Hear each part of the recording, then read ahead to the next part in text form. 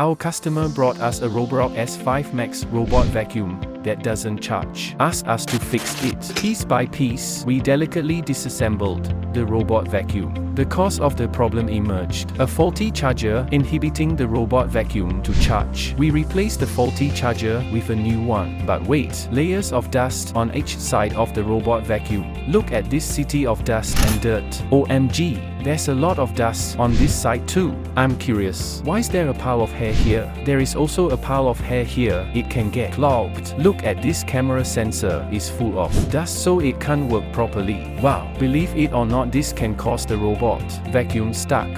Then we do a deep cleaning service to restore the robot vacuum max performance. And there it was, the robot vacuum came to life, charging and functioning with full performance. Are you having the same problem? Contact us today.